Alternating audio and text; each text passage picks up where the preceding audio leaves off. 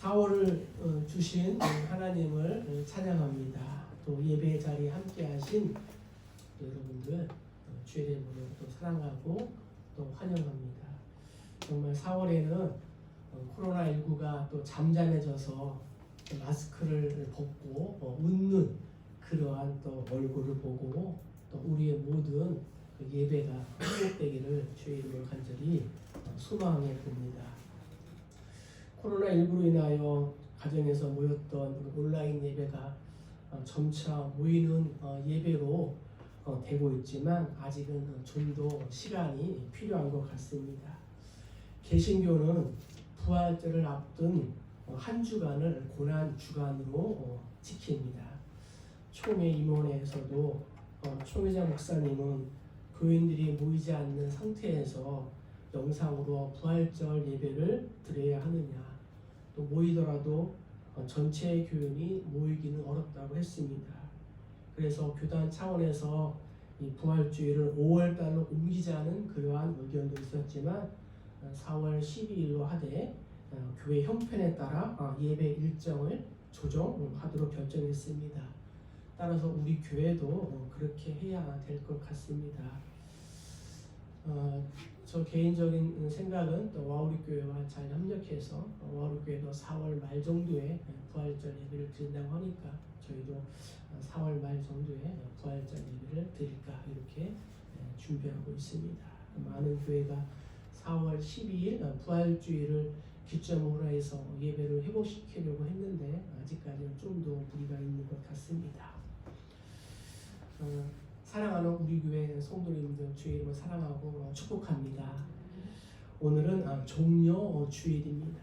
종려 주일은 부활주일 사이에 정말 일주일을 이렇게 보내는 고난 주간에 앞서 있는 게 바로 이 종려 주일이라고 합니다.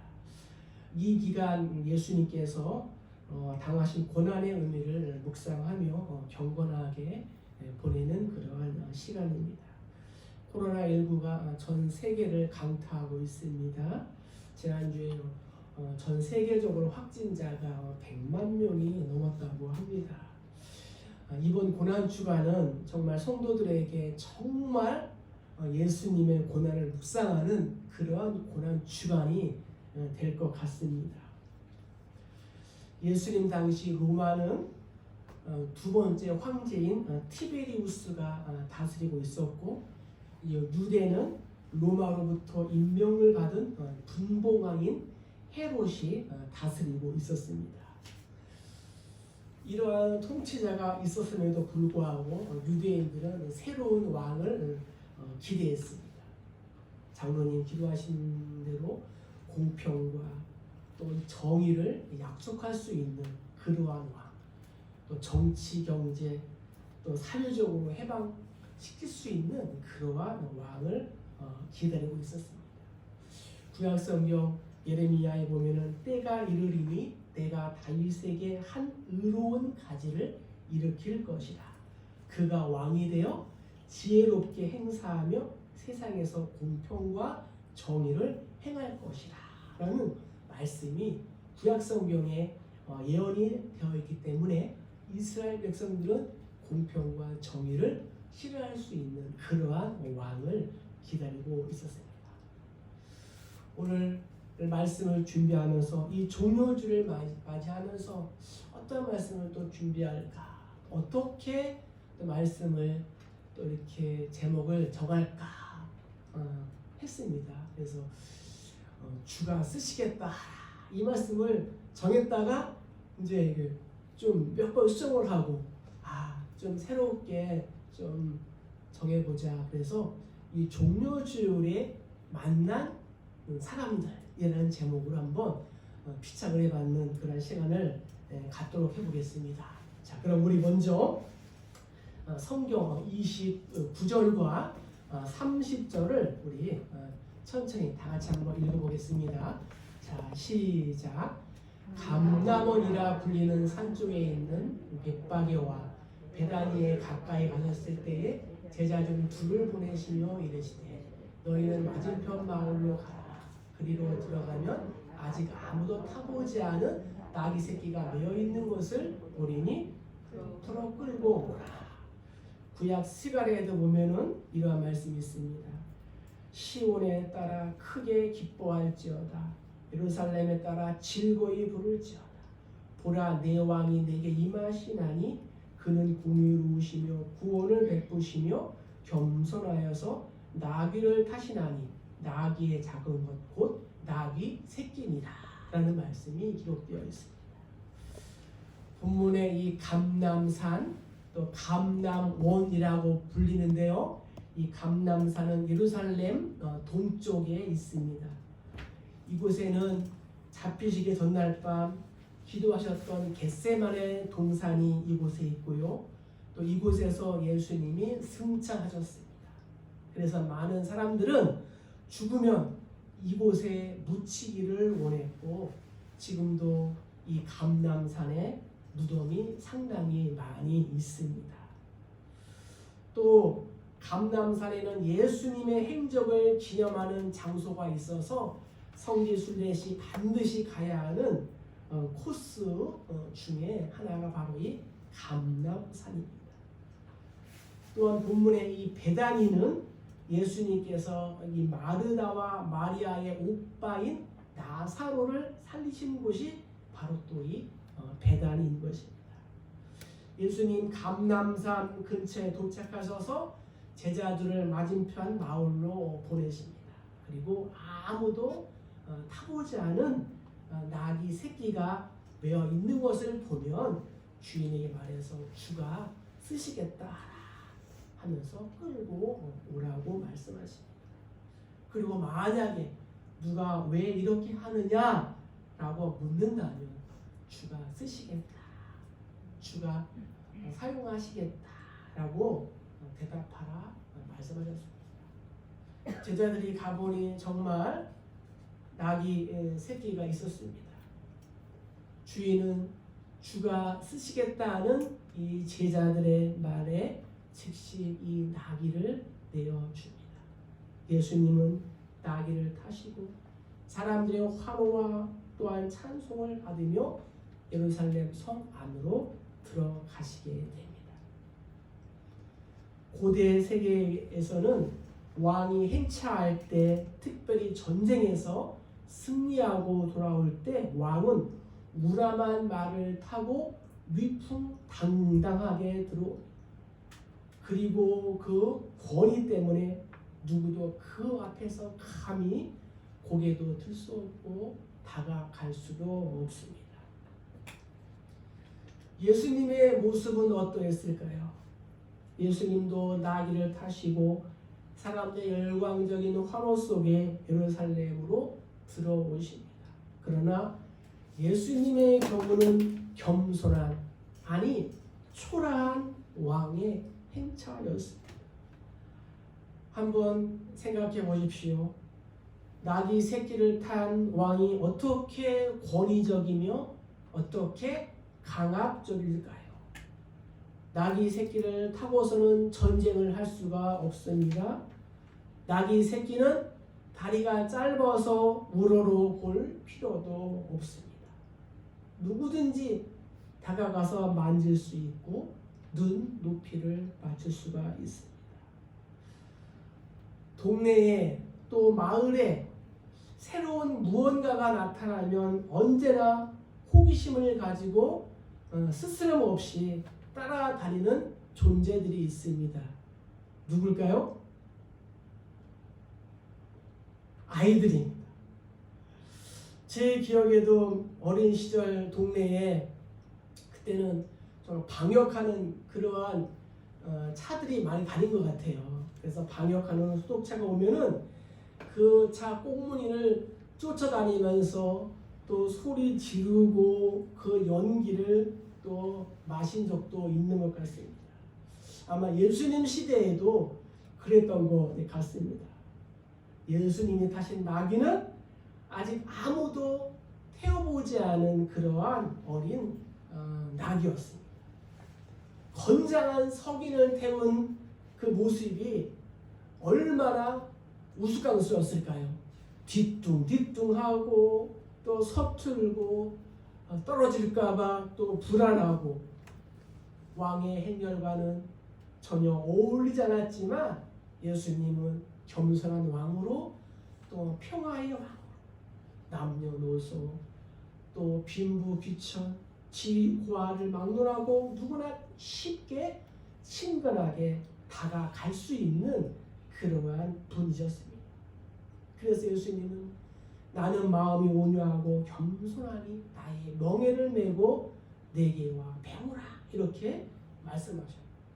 만나는 사람마다 자신의 인생이 바뀔 수 있는 그러한 미래와 또한 비전과 소망을 약속해 주신 분이셨습니다. 예수님은 단순히 정치적인 경제적인 압박에서 구원이 아닌 인간의 가장 본질적인 문제, 죄로부터 나를 살리고자 이 땅에 오시고 십자가의 고난을 당하신 분인 줄 믿습니다. 종료주일 나의 삶의 현장에 오시는 예수님이 화려하고 장엄한 개선 군마가 아니라 나귀 새끼를 타고 오신다면 과연 나는 정말 예수님을 어떠한 마음으로 환영할 수 있습니까? 나귀는 겸손함과 낮아짐을 상징합니다. 예수님 오늘도 내일 나귀를 타신 겸손한 모습으로 그렇게 내 마음에 또 내 가정에 그리고 일터와 이 땅에 오시기 때문입니다. 성경에는 12 제자들처럼 자신의 이름이 나오는 경우가 많이 있지만 이름을 밝히지 않은 그런 경우도 많이 있습니다. 그래서 히브리 기자는 우리에게 구름같이 허다한 둘러싼 증인들이 있다라고 말합니다. 사르밧 과부, 수넴 여인, 구레네 시몬, 막달라 마리아, 백부장, 또한 중풍병자를 들고 온 친구들, 그리고 오늘 본문에 나오는 나귀 주인. 사실 이러한 사람들이 예수님과 또한 선지자들 사역의 진정한 동역자인 것 같습니다. 아무리 보잘것없고 연약한 존재라 할지라도 죽게 드려지면 예수님 사역에 귀하게 사용될 줄로 믿습니다. 나귀 주인, 나귀 새끼를 예수님께 드리지 않았다면 나귀는 그저 사람을 태우고 수레를 끄는 동물로 사람들에게 고기를 주는 것으로 아마 끝났을 것입니다. 그러나 죽게 드려짐으로 인하여 메시아에 관한 이 구약의 예언을 이루게 된 줄로 믿습니다. 알래스카의 인디언들은 백곰을 잡을 때 주로 이제 칼과 활을 사용한다고 합니다. 그런데 곰의 급소인 이 가슴을 한 번에 명중시키지 못하면은 부상당한 그 곰의 공격으로 오히려 사람들이 역습을 당한다고 합니다. 그래서 사냥을 할 때 한 가지 이 묘안을 생각했는데 그것은 인디언 중에 한 명이 곰의 코 앞까지 가서 곰의 활을 돋구는 거예요. 그러면 곰은 화가 나서 이제 앞발을 이렇게 든다는 거죠. 들을 때 이제 나머지 사냥꾼들이 칼을 또 창을 활을 쏘면서 이 곰을 잡고 또 급소를 공격당한 곰은 치명적인 상처를 입고 쓰러진다고 합니다. 인디언들은 이 곰을 화를 내게 하는 그런 희생양을 가리켜서 선한 사냥꾼이다 이렇게 한답니다. 그런데 이 선한 사냥꾼들은 곰의 크고 이 우악스러운 손에 맞아 번번이 목숨을 잃기도 합니다. 그러나 이 성공적인 곰 사냥을 위해서는 반드시 이러한 희생자가 필요하다고 합니다. 이 세상은 정말 이 선한 사냥꾼 또 나귀 주인 같은 용기 있는 헌신자들의 순종에 의하여 점점 아름답게 변하게 될 줄로 믿습니다. 내가 소유한 것들이 부족해도 주인 되시는 예수님께서 쓰시겠다고 하면은 감사함으로 우리가 내어 드릴 수 있어야 합니다. 내 등에 타시는 예수님이 위대하시기 때문에 나 또한 위대하고 존귀한 인생이 될 수 있는 것입니다. 이 말씀을 적용해 봅시다. 나의 인생에서도 나귀 주인과 같은 그러한 순종의 사람들을 만나시기를 소망합니다. 또한 나도 주가 쓰시겠다 하는 말씀에 나의 분기과 소유 또 건강과 또 재능 나의 그 옥합을 내어드릴 수 있는 내가 되시기를 주의 이름으로 간절히 축복합니다. 두 번째 종료주일에 만난 사람들 또 누가 있을까요? 우리 38절과 39절을 한번 읽어보겠습니다. 자, 시작. 이르되 찬송하리로다.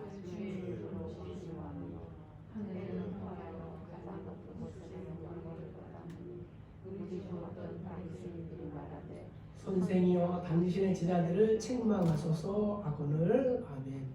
마태복음 21장 9절에도 보면은 무리가 소리 높여 이르되 호산나 다윗의 자손이여 찬송하리로다. 주의 이름으로 오시는 이여 가장 높은 곳에서 호산나 하더라 라고 말씀하고 있습니다. 드디어 예수님이 예루살렘 성에 들어가시고 많은 사람들이 흥분하며 또 환호하기를 시작합니다. 사람들은 나뭇가지를 잘라서 길에 놓습니다. 요한은 이 나무를 종려나무라고 말하고 있습니다. 제자들과 사람들은 자기의 겉옷을 벗어서 길에 깔아놓습니다. 그 옷으로 양탄자를 대신합니다.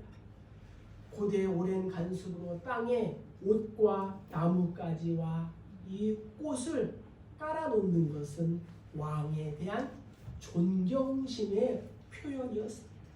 그러면서 호산나 주의 이름으로 오시는 왕이요 하늘에는 평화 높은 곳에서는 영광이로다 라고 찬양하고 있습니다.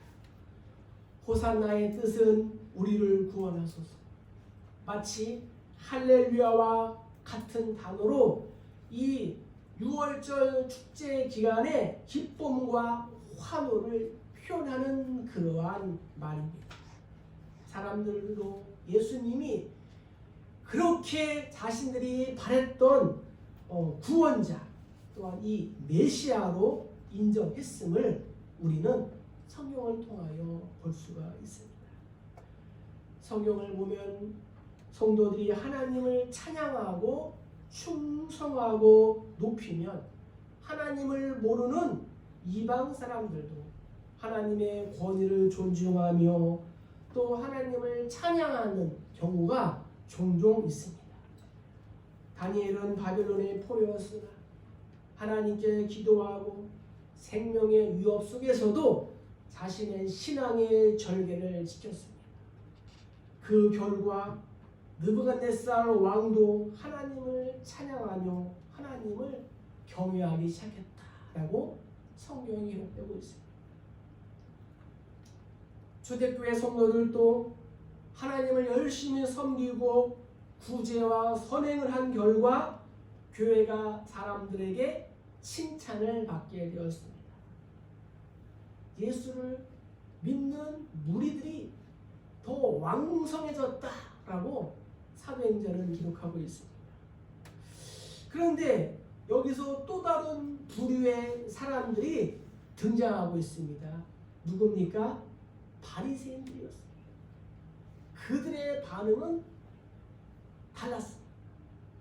아이들과 사람들과 제자들이 예수님을 하나님의 아들, 왕, 메시아로 찬송하는 것을 트집 잡아서 신성 모독죄로 간주에 화를 냅니다. 분노를 합니다. 마태는 이렇게 기록했습니다. 대제사장들과 서기관들이 예수께서 하시는 이상한 일과 또 성전에서 소리질러 호산나 다윗의 자손이요 하는 어린이들을 보고 노하였다라고 기록하였습니다.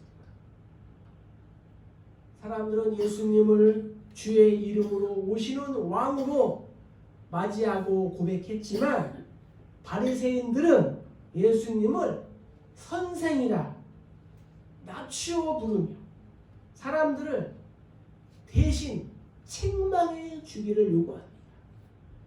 꾸짖어 달라고 말합니다. 바리새인들은 율법에 능통하고 또 말씀에 정통했지만 눈앞에 계신 예수님을 알아보지 못했습니다. 예수님을 하나님의 아들로 못 보고 마땅히 드려야 할 그러한 입술로 찬송을 하지 못하고 오히려 방해를 하고 있는 것입니다. 프랑스 종교개혁자 칼빈과 또 독일의 종교개혁자인 루터가 하는 교리 때문에 한때 사이가 좋지 않은 그러한 시절이 있었습니다. 루터의 공격에 칼빈은 말합니다. 루터가 나를 마귀라고 한다고 해도 나는 그를 하나님의 종으로 높이리라 했습니다. 나와 칼빈의 모습, 찬양하는 사람들과 바리새인들의 모습을 비교해 봅시다. 나는 바리새인들처럼 책망하며 비난하고 있으니까 내가 상대방의 약점을 찾고자 한다면 그 사람의 모든 것이 비난거리가 될 수가 있습니다. 그러나 상대방을 향한 비난하는 마음을 내가 의지적으로 억제하고 살핀다면 내 마음에는 평강이 오게 될 것입니다. 그래서 예수님이 말씀하셨습니다.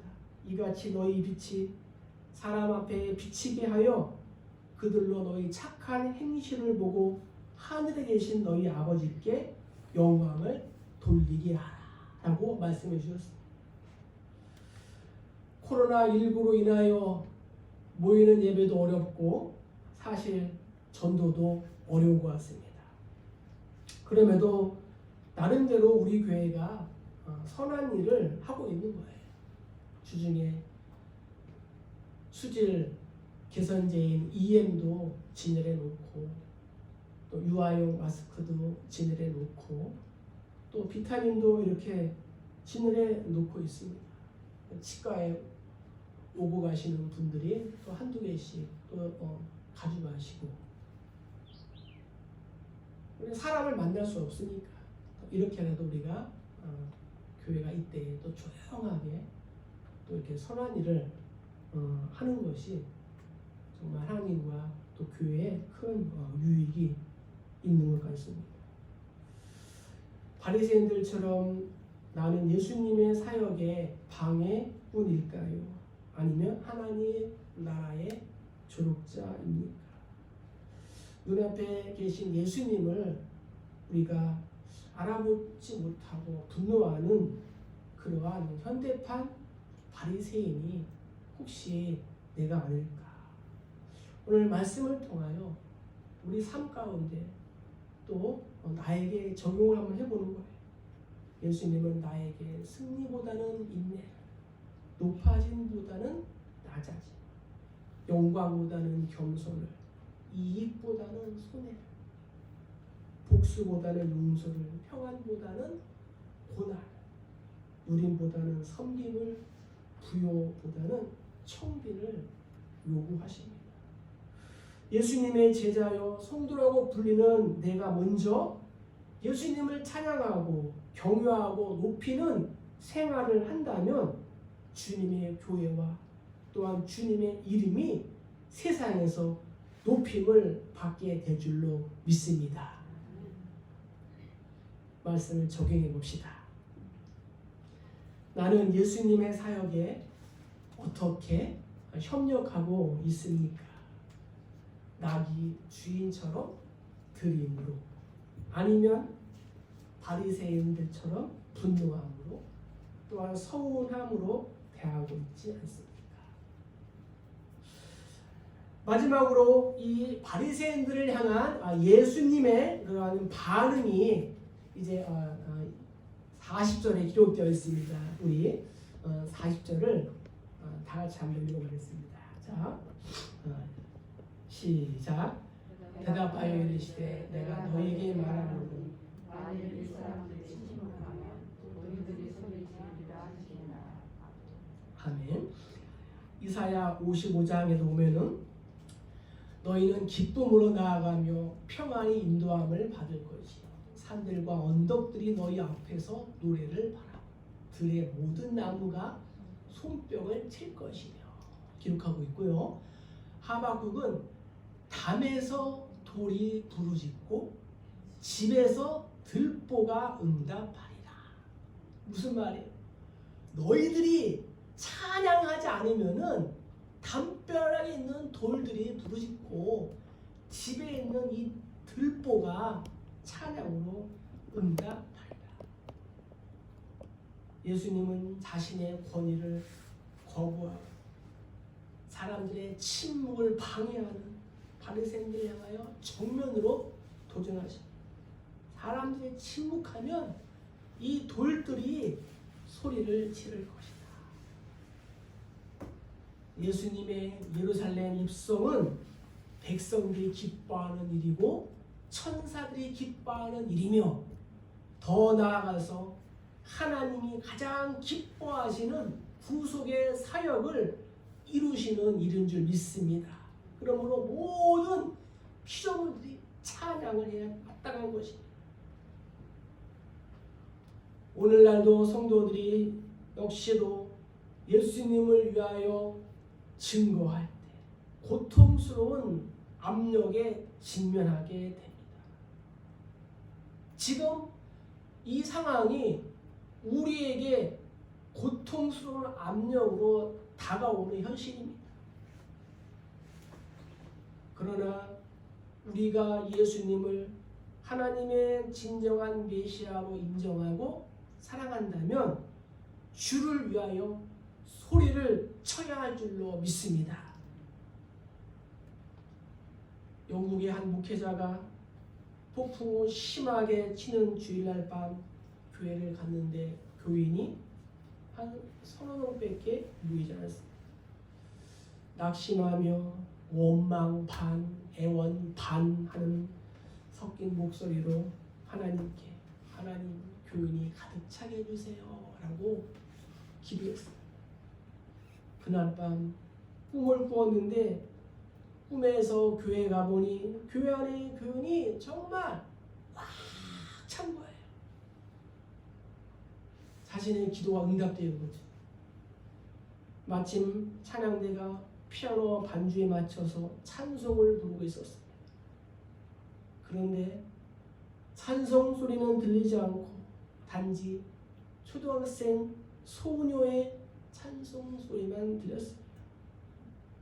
그는 이상하게 생각하며 꿈에서 깨어났습니다.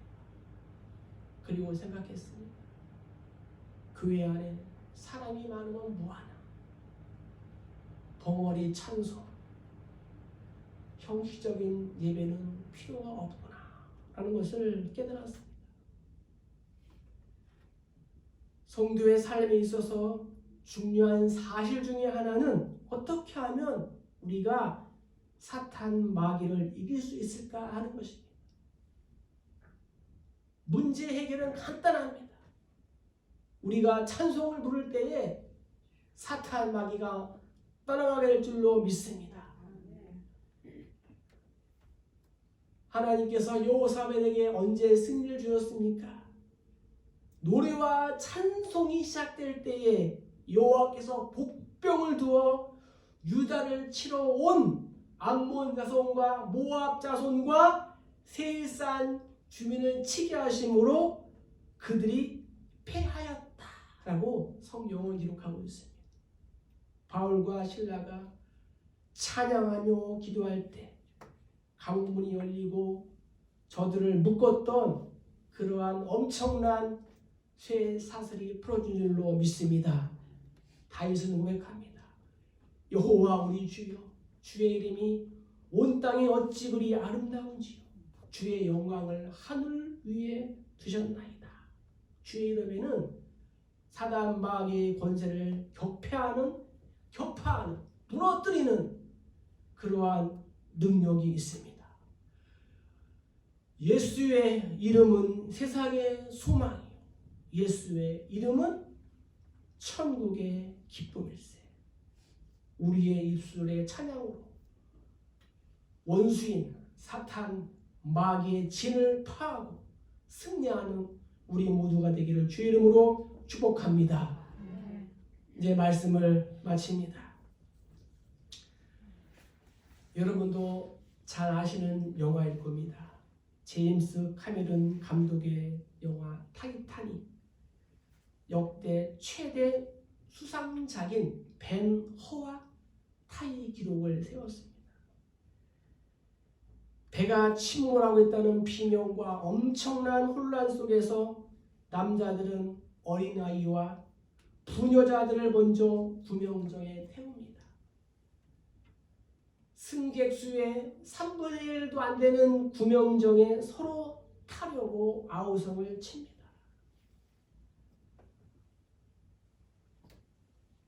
어린아이와 부녀자들을 이어서 할머니, 할아버지, 그리고 연주를 하던 실내 관현악단의 사람들도 구명정을 타게 됩니다. 그때 바이올리니스트 중 한 명이 끝까지 남아서 찬송가 338장을 연주합니다. 내 주를 가까이 하게 함은 십자가 짐 같은 고생이나 내 일생 소원은 늘 찬송하면서 주께 더 나아가기 원합니다.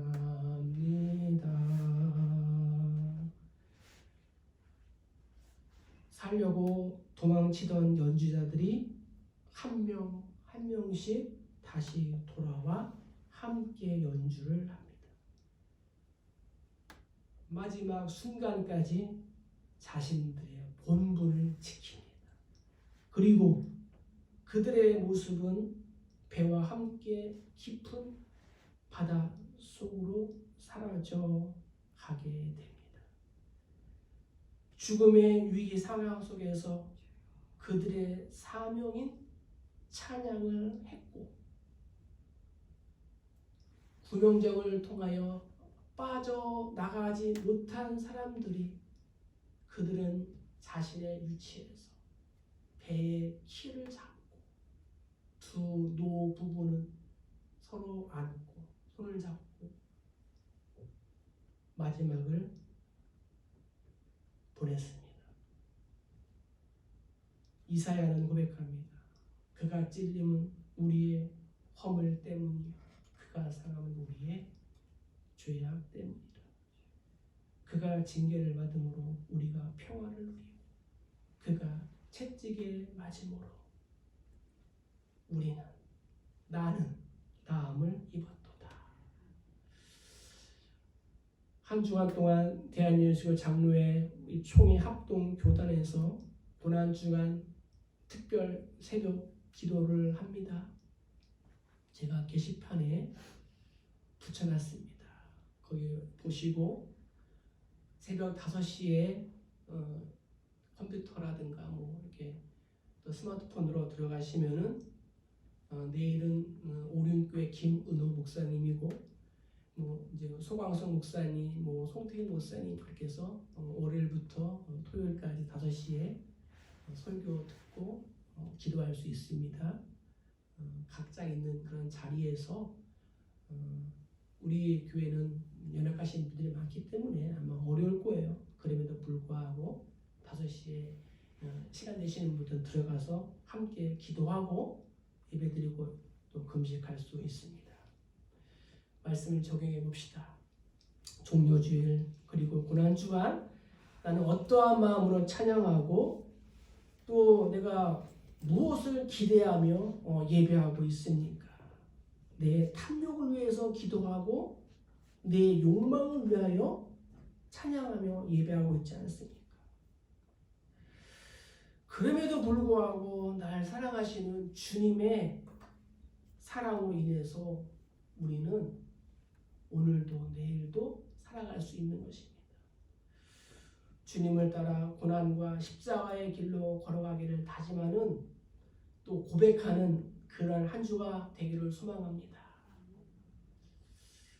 종료주일에 만난 사람들 예수님처럼 겸손하고 나귀 주인처럼 순종하며 사람들처럼 찬송하되 우리의 삶이 끝나는 그날까지 전천후 찬양, 전천후 찬송으로 하나님 사역이 아름답게 쓰임받는 우리 모두가 다 되시기를 주의 이름으로 간절히 축복합니다. 축복합니다.